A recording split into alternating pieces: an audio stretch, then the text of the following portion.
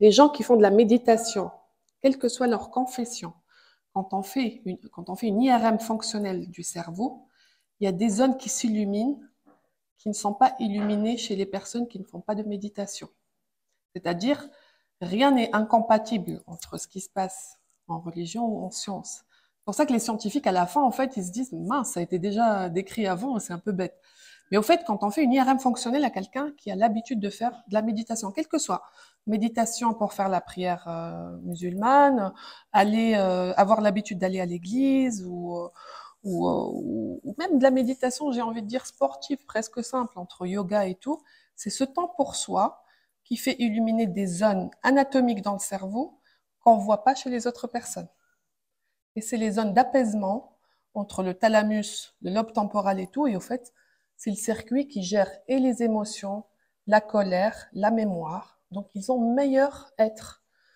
C'est une meilleure présence spirituelle, meilleure présence physique.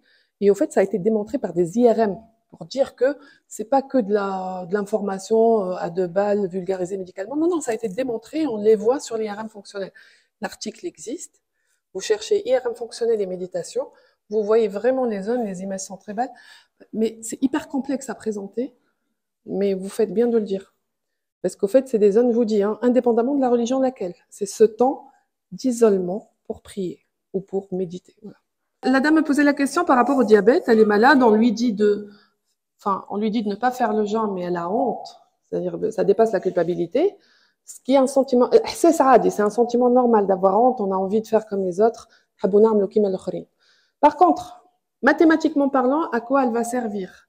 Si elle fait le jeûne, elle s'évanouit, elle est malade, elle est hospitalisée, elle a aidé personne et franchement, ça vaut pas le coup. Donc, il vaut mieux qu'elle prenne soin de sa santé et faire plutôt l'aumône ou aider quelqu'un d'autre. C'est tout simple. La chimiothérapie, c'est pire que le diabète, ça donne les mêmes effets. C'est-à-dire, il y a les vomissements, sous chimiothérapie, il n'y a pas de jeûne. Vous pouvez remettre. Il faut pas faire le ramadan quand vous êtes sous radiothérapie ou chimiothérapie. C'est des traitements très forts qui vous mettent KO. Votre corps a besoin de se régénérer rapidement après ces traitements-là. En plus, c'est traya, ça fait vomir, donc c'est pas top pour le ramadan non plus. كي يبدا عندك الشميو ولا الراديوثيرابي ما تصومش كي تكمل يعمل الله لي. Notre souci toujours, quand on parle du ramadan, ou quelle que soit la pratique religieuse, d'avoir les critiques d'un autre côté en disant c'est religieux, c'est pas scientifique. Si on part que sur le scientifique, le ramadan ou le jeûne en général, ça diminue le taux de sucre dans le sang, donc ça nourrit moins les cellules cancéreuses, déjà. Donc on a moins de risque de développer des cellules cancéreuses parce que celle-là, elle adore avoir du sucre qui se balade. On a moins de lipides, de cholestérol dans le sang. C'est-à-dire on nettoie pas mal les artères. Donc vous avez moins de risque d'avoir de l'hypertension artérielle. Il y a moins de sel, il y a moins de sucre. Donc ça, c'est top. Les crises du foie ou les calculs dans le foie, il y a une nette diminution de la fréquence parce que vous n'accumulez pas de déchets, au fait. Vous êtes en purification de votre système physique. Donc, la concentration, par contre, ça, c'est une autre chose. Les premiers jours de la concentration, la mémoire, elle est bousillée. C'est-à-dire, on est dans les vapeurs, on est dans les nuages, on retient rien. Sauf que dépassé une semaine, le système nerveux s'habitue à avoir une meilleure mémoire sans avoir besoin d'être dopé par du sucre ou d'être dopé par des aliments. C'est-à-dire votre envie de se dire « je vais mal, je retiens pas, je révise, tiens, il y a un carré de chocolat, je vais le prendre », cette habitude-là, elle est enlevée, donc du coup, c'est comme si c'était une cure en addictologie. Vous virez tout ce qui est sucre pour le cerveau et il va s'habituer à travailler tout seul. Le seul risque pour le cerveau, par exemple, c'est la déshydratation. C'est pour ça qu'on pousse à hydrater le soir, parce qu'en fait, il est fait de 75% d'eau, le corps, mais alors là, le cerveau, 1,5 kg d'eau, hein, il n'y a rien de particulier, il n'y a pas de muscle dedans, il n'y a pas de... Ça, c'est les bienfaits, au fait. Du jeûne en général, je précise bien, chaque fois, on me revient, ah, tu défends le ramadan. Non, si, je le défends, c'est pas le problème. Mais c'est le jeûne en lui-même, déjà. Donc, pourquoi vous payez 750 € un thérapeute ou un diète pour qu'il vous fasse du jeûne intermittent? En vous disant, mangez comme je viens de vous le dire. C'est fractionné et tout. L'autre chose, c'est que vous capitalisez en muscle. Alors, la première période, non. Mais le muscle va se débarrasser de la graisse qui l'entoure. Donc, à la fin du mois, vous savez ce que vous avez comme masse musculaire et c'est là où vous travaillez. Les battements de cœur. Le cœur, il n'est plus mis sous tension. C'est-à-dire, Si je fractionne mes repas, je suis à jeun, en fait, je mets mon corps au repos, en fait. Mais il n'y a pas besoin de stress. On enlève ce stress oxydatif. Il y a moins de cortisol. Le cortisol, c'est une hormone qui est sécrétée au niveau des surrénales. Elle diminue l'immunité, c'est-à-dire que vous attrapez plus de virus. Là, il y a moins de stress. À part quand on s'énerve dans le marché pour le pain ou quand on klaxonne dans l'embouteillage, ça, je ne peux pas vous garantir. Parce que voilà, je veux ma cigarette. Ça, c'est autre chose. Mais en temps général, c'est un temps de repos, en fait. Hein. Enfin, franchement, je trouve plus performant le mois de Ramadan que les autres mois de l'année. Pas parce que c'est Ramadan, parce qu'on est à jeun. Je précise bien. Parce qu'en fait, vous êtes concentré sur d'autres choses, pas sur la bouffe.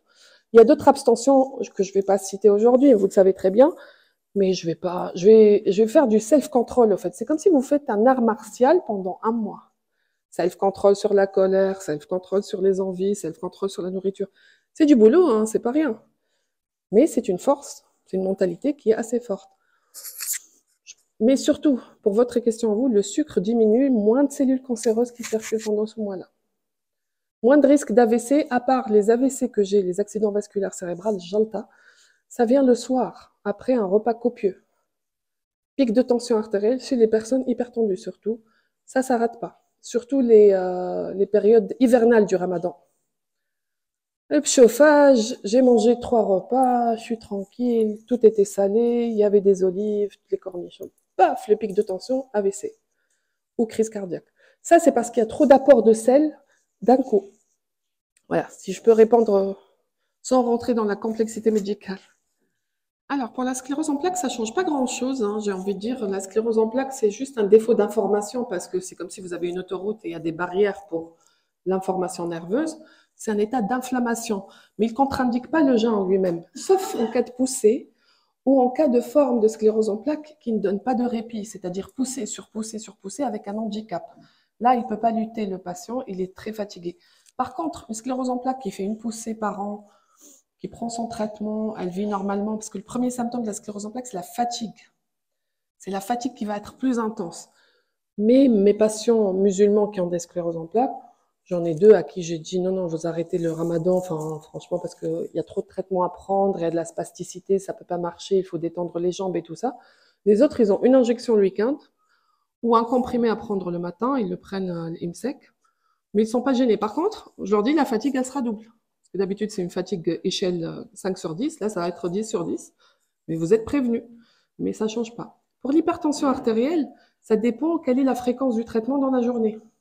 Si vous avez un traitement à l'IMSEC, un seul, le matin, je prends mon petit-déj, enfin le sahur, c'est-à-dire je vais prendre, je dis le petit-déj pour toutes les autres communautés, mais c'est-à-dire moi je vais faire le sahur pour pouvoir tenir toute la journée, je prends mon traitement, c'est bon, je passe ma journée tranquille. Prendre la tension ne coupe pas le jeûne. Vous pouvez prendre votre tension pendant la journée pour voir si ça va bien ou pas, en fait, d'accord? Mais sinon, non, c'est compatible, en fait. Par contre, il y a des hypertendus qui ont au moins 4 traitements, avec des répercussions cardiaques ou sur la rétine. Ceux-là, je déconseille. Alors, pour les troubles du sommeil, il vaut mieux les explorer en dehors du ramadan. Parce qu'au fait, le rythme du ramadan, il est complètement inversé. On a tendance à piquer du nez toute la journée, puis le soir, on court comme des fous pour que la marmite soit prête. Derrière ça, vous avez regardé 3 feuilletons, les enfants ont couru de partout, les hommes sont enfin un bazar monstre. À minuit, vous essayez de dormir, mais vous dites tiens, je rajoute encore 1 heure, je mange encore un petit peu, enfin voilà. Ça grignote toute la nuit, finalement, vous avez dormi que 2 ou 3 heures. C'est pas le meilleur mois pour évaluer votre sommeil. Il faut que ce soit en dehors du ramadan. Il faut rechercher les apnées de sommeil, s'il y a un renflement ou pas, s'il y a des polypes au niveau du nez, s'il y a peut-être une prise de poids qui a gêné aussi, parce que quand on prend du poids, on perd un peu de sommeil parce qu'on n'arrive pas à respirer. Mais il faut l'explorer en dehors du mois de Ramadan. Le mois de Ramadan est catastrophique pour le sommeil, parce qu'au fait, entre ceux qui veulent prier toute la nuit, mais ça c'est un choix, mais ceux qui courent toute la journée pour qu'ils courent aussi le soir, déjà l'épreuve sportive Koh-Lanta, c'est la vaisselle, hein, déjà. C'est-à-dire ça retarde toujours votre heure de coucher, et vous dites, tiens, il est 1 heure du matin, j'ai rien fait. Et c'est là où on se pose, et au fait, on a perdu le sommeil. Donc, il ne faut pas l'explorer, le sommeil, pendant le mois de Ramadan, c'est en dehors du Ramadan. Complètement fiasco. Même les polysomnographies qui sont faites pour enregistrer et tout, c'est pas au mois de Ramadan qu'il faut les faire. Les résultats sont nuls. J'espère avoir répondu. Pas de somnifères pendant le ramadan, et même en dehors si on peut éviter, parce qu'au fait, si vous êtes à jeun et que vous avez pris des somnifères, l'effet est beaucoup plus augmenté. Donc vous allez le lendemain être vraiment comme un chiffon. Alors, au fait, quand on a la colopathie fonctionnelle ou le côlon irritable, c'est un côlon qui va avoir, c'est des bactéries dans le côlon qui vont avoir beaucoup plus de potentiel de faire des gaz. Ça va être Tchernobyl, en fait. Ça va faire des gaz comme pas possible dans le côlon et vous n'arrivez plus à digérer puisque le gaz prend toute l'affaire. Si vous prenez des fibres, pareil, il doit se contracter très rapidement et ça vous met en état de stress digestif. Ce qu'il faut, c'est que le sucre rapide, si vous n'êtes pas tolérante et que vous faites des gaz rapidement, plutôt prendre un tout petit peu de lait et un bol de soupe, ça s'arrête là, on se pose un peu, on laisse le côlon faire son travail un peu. C'est le fractionnement, en fait. Comme on le fait pour l'estomac ou pour le cœur, c'est vraiment le fractionnement. Derrière ça, bon, la viande, un peu de riz, je m'arrête là. Peut-être vers 11h minuit, je prends une banane avec un petit yaourt. C'est-à-dire, il faut que je compense cette contraction très rapide dans le côlon, mais aussi cette production de gaz très augmentée. Les sucres rapides, ça va donner du gaz dans le quart d'heure. Les pâtes, pareil. Les pâtes comme enfin tout ce qui est spaghetti, tout ça, ça va donner pareil. Les fibres aussi. Donc, il vaut mieux petite quantité en fractionnant. Comme ça, vous laissez au côlon le temps de digérer. Sinon, après, vous passez toute la nuit, vous êtes en inconfort, en fait. Favoriser des aliments aussi avec des petites graines de fenouil, parce que ça enlève la fermentation. Le charbon noir est utilisé par certains, il est vendu en pharmacie. Il y a le débrida comme traitement pour les colopathies. Au mois de Ramadan, il y a certains qui en ont dans une ordonnance et qui l'utilisent, un peu de spasfon. Et les tisanes, qu'on oublie. Parce qu'on a tendance plutôt thé, il n'y a que du thé. Plutôt des tisanes, camomille, verveine, et ça peut apaiser. Ah, j'en ai d'accord, je suis médecin, je suis pas là pour prêcher. Je ne dis jamais à quelqu'un s'il a tort ou il a raison. Ah, on est d'accord. Ouais, et vous êtes plus proche, comme ça vous réagissez plus rapidement. C'est-à-dire, qu'est-ce qui vous fait vivre en fait? C'est une pompe cardiaque, c'est un cadeau du ciel, j'ai envie de dire. Elle dysfonctionne, c'est-à-dire elle marche pas bien. Si elle marche pas bien, vous pouvez ni jeûner ni ne pas jeûner de toute façon. Il faudrait bien lui faire sa pile, prendre soin d'elle. Mais si vous vous mettez siem, alors que vous êtes en train de vous préparer pour une opération, c'est pas le top. Donc, je pense que au moins cette fois-ci, il faut laisser les choses tranquilles, vous mangez tranquillement. Non, il faut pas décider parce qu'on est musulman ou pas. Il faut décider parce que votre cœur va supporter ou pas. Je pense que Thierry Hanno, il n'a pas tort. Je pense qu'il a raison. Pour cette année, il faut calmer le jeu. Et s'il vous a dit ne pas le faire, c'est qu'il sait qu'il y a un risque. Je suis tout à fait d'accord avec lui. À 3 semaines d'un pacemaker, moi, cette année, je calme le jeu. J'aide d'autres personnes, j'aide ma famille, j'aide tout ce que vous voulez. L'année prochaine, je me prépare mieux. Sportive au mois de Ramadan, oui, l'activité elle est bonne, mais pendant des choses fractionnées comme le repas. C'est-à-dire, si moi j'ai pris mon sour, c'est-à-dire au fajr, on a mangé une collation à petit-déj, c'est pas la peine de la brûler de suite. J'ai envie de dire, il y a du travail ou autre chose. Si on travaille, bah déjà, votre activité physique, elle suit votre travail. Ne prenez pas l'ascenseur, prenez les escaliers. Marchez un tout petit peu, n'utilisez pas votre voiture si c'est à côté ou à vélo. Mais je pense que minimum une demi-heure par jour de marche, c'est pas mal. Et moi, je conseille entre le Maghreb et l'Aïcha, c'est-à-dire juste après la petite collation et avant de prendre un vrai repas. C'est-à-dire, je prends un petit bol de soupe, un verre de lait, quelques dattes, et je pars me dégourdir les jambes. En groupe, c'est mieux. Comme ça, vous parlez de toutes vos misères, de toute la journée, de vos histoires. Ça motive beaucoup plus. Et après, voilà, généralement, les gens partent vers la prière le soir et ça fait encore plus 20 minutes de marche. Donc, vous avez déjà capitalisé votre activité sportive. Pour ceux qui font des sports plus intenses, je serais un peu plus modérée parce que entre ceux qui prennent des protéines, ceux qui n'en prennent pas, enfin, c'est plus compliqué là-dessus. C'est un thème à part même. Les matins, oui, la marche le matin, elle est top. Mais quand est-ce que vous voulez marcher? Il faudrait quand même que vous gardiez ce que vous avez pris au sahur, parce que ça va vous tenir toute la journée. Je préfère plutôt après le iftar, en fait. C'est beaucoup plus bénéfique. Après, il y a des gens qui supportent bien. Hein. Moi, j'ai des gens qui font 1 heure de marche le matin, ils sont très bien, ils sont en forme, ils font une petite sieste après et tout va bien. Pour les personnes âgées, ils ont moins de capital de muscle. Plus on vieillit, plus le muscle, il s'affine. Et c'est celui qui réserve le sucre. Donc, c'est une activité douce. Il ne faut pas une activité très forte. S'il a un jardin à faire, il fait son jardin. S'il a une demi-heure de marche parce qu'il va au centre-ville et il revient, c'est largement suffisant. C'est pas le mois de Ramadan, il faut accélérer le métabolisme des muscles pour les personnes âgées. Voilà. Quand ils ont des compétitions ou des matchs, moi je leur dis de ne pas jeûner. C'est un match local que même ça vous paraît à la salle Curie, c'est rien du tout. Mais sauf que j'ai eu des jeunes qui ont fait le Ramadan et je me ramasse avec eux en salle de secourisme, hypoglycémie, malaise, trouble du rythme cardiaque. Vous avez une compétition, calmez le jeu. Ça sert à rien de se prendre la tête avec l'entraîneur, ça sert à rien de se prendre la tête avec la salle. C'est une compétition, c'est un effort physique. Je pense qu'il faut le remplacer par une autre journée, c'est tout. Et surtout s'il est en déplacement. Il faut être un peu logique, hein, c'est-à-dire voilà. Vous l'avez fait combien d'années le Ramadan? Toute sa vie. C'est le diabète hein, surtout. C'est le diabète. Le côlon, c'est-à-dire où vous le supportez le jeûne ou vous le supportez pas. Mais si elle mange rien, elle le fait pas, parce qu'elle n'aura pas de réserve. Si elle mange rien, elle le fait pas, parce qu'au fait, c'est comme si elle était tout le temps à jeun et ça va pas le faire.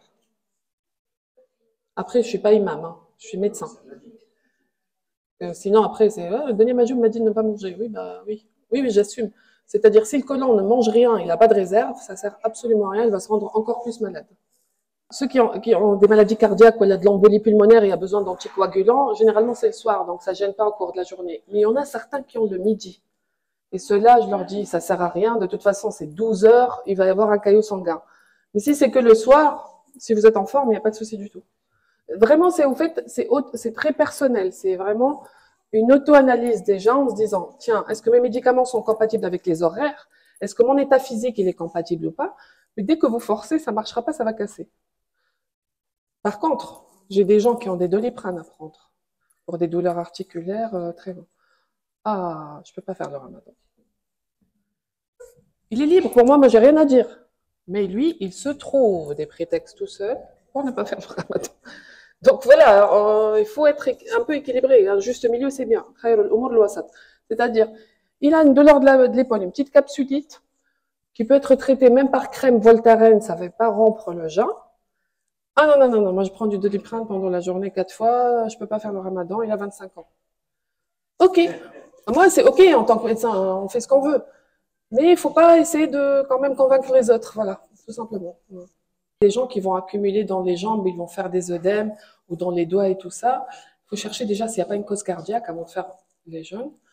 Et il va y avoir une tendance à virer un peu le sel, parce que le sel, quand il entre dans la cellule, il va attirer avec lui l'eau. Le piège du jeûne hydrique tout seul, s'il n'est pas suivi par un spécialiste, c'est ce qu'on appelle l'hyponatrémie, c'est-à-dire le sodium, le sel qui va diminuer dans le cerveau et dans le cœur. Et ça fait des encéphalopathies. C'est des gens qui vont se ralentir petit à petit, surtout les personnes âgées, mais ils ne savent pas ce qui se passe, ils ont l'air d'être en forme, mais au fait, leur cerveau manque de sodium. Et là, ça va faire des retards, des convulsions, de la confusion et tout. Donc, c'est vraiment par période, au fait, par exemple, votre cardiologue peut vous le recommander, parce que cette période-là, vous avez trop d'eau dans les jambes et tout. Donc, il va vous dire, au lieu de boire 3 litres par jour, ce qu'on ne fait pas, hein, c'est 1 litre. Mais pendant 5-6 jours, vous voyez ce que je veux dire? Franchement, en fait, tous les régimes, là, entre le régime du camp, qui vend que des protéines, l'autre qui fait que des boissons, l'autre mange que des pommes, on a besoin d'un certain équilibre. Un peu de tout, pas d'excès. Franchement, le reste, vraiment, c'est vendeur, hein, c'est très vendeur. Comme j'aime, vous avez le régime comme j'aime. Très bien. Il faut ouvrir les boîtes et les goûter pour savoir ce que c'est. Comme j'aime pas, voilà. Non, non, il n'y a pas de souci. C'est-à-dire, comment il s'appelle, Castaldi, bon courage, mais moi, je mange pas. C'est-à-dire, au fait, il faut savoir ce que nous, on a besoin. C'est-à-dire, moi, je viens, je vous dis, comme j'aime, c'est bien, faites-le. Vous êtes demain hospitalisé, je fais quoi? Le régime du camp, c'est que des protéines. C'est pas adapté à vous. Quel que soit le nom que je vais citer, tant que c'est pas personnalisé par un médecin pour vous-même, ça marchera pas. Ça marchera pas parce que c'est pas le but non plus. Par contre, le régime qui marchera avec tout le monde, c'est un peu de tout, en quantité raisonnable, avec une bonne hydratation. Je pense que ça marche pour tout le monde, et c'est surtout pas payant. C'est-à-dire, vous payez que votre nourriture. Donc, c'est pas pour faire de la pub ou pour casser des gens, mais il faut aller vers le soignant, adapté. Je suis hyper tendue, je vais pas me jeter sur un bol d'olives, c'est plein de sel. Et je les vois pas venir, hein. Je bouffe, et après je trouve les jambes comme ça. Tout ce qui est salé. Donc, c'est adapté. Le jeûne hydrique tout seul, ça marche pas. Vous mincissez la première semaine, c'est top, vous n'avez plus de ventre. Mais la semaine d'après, vous êtes hyper fatigué, courbaturé. Voilà. Il est petit. C'est-à-dire, il faut le laisser libre un peu, mais il n'est pas pubère, il n'a pas assez de force pour faire les choses comme elles doivent être faites. Mais je ne vois pas avec les enfants ni une obligation ni une frustration. C'est-à-dire, on peut lui expliquer que oui, quelques jours pour le moment, mais ça serait bien que ça soit plutôt après 12, 13 ans, pour laisser sa croissance se faire, pour ne pas avoir des mauvaises notes alors qu'il est dans les nuages. Je pense que pédagogiquement parlant, il faut quand même favoriser la santé de l'enfant, parce que le maître, il ira au paradis, il ira pas au paradis, c'est ce qu'ils disent, les enfants, quand ils se disputent à l'école. Ah, toi, t'iras pas au paradis. C'est pas ça. C'est-à-dire, il faut lui donner une logique de conduite. 9 ans, je suis en pleine croissance, j'ai pas encore l'os solide, j'ai besoin de manger mes 3 repas, franchement, les hassanettes, ça va être un peu limite, hein. Enfin, mais sans avoir, oui, tu le fais pas, ou oui, tu le fais. Non, non, tranquille. En fait, vous devriez manger comme d'habitude, hein. En principe, vous devriez manger comme d'habitude, c'est-à-dire votre repas. Oui, mais au repas de midi, je l'ai décalé. Donc, je le partage entre le maghreb et l'achai, c'est-à-dire je vais le décaler à 1 heure près, le midi, je vais les fractionner, le déjeuner et le dîner. Mais en principe, vous êtes sur le même régime. Je ne vois pas pourquoi votre cerveau, votre estomac va subir plus. Mais sauf que nous, on aime culturellement qu'il y ait plein de choses. C'est les yeux qui mangent, c'est pas l'estomac. On voit des pâtés, on voit des trucs, l'odeur, tout ça, ça excite. C'est de la dopamine dans le cerveau et on a envie de ça. Mais sauf que, oui, on a envie, c'est une chose, mais digérer tout ça, c'est un autre problème. Voilà. C'est exactement le même principe, c'est-à-dire qu'est-ce que je fais pour me maîtriser devant quelle que soit la tentation, quel que soit le truc devant moi. Il n'y a pas que l'alimentaire, mais nous, c'est vrai que nos tables, elles parlent toutes seules, donc du coup, c'est ce qui prend un peu plus de valeur. Mais c'est vraiment un self-control, en fait. Pour les gens qui font les arts martiaux, c'est du self-control. Donc, voilà. Mais en tout cas, merci à toutes et à tous, vous êtes courageux. Et puis, صح رمضانكم, Inch'Allah, رمضانكم مبروك, et à très bientôt.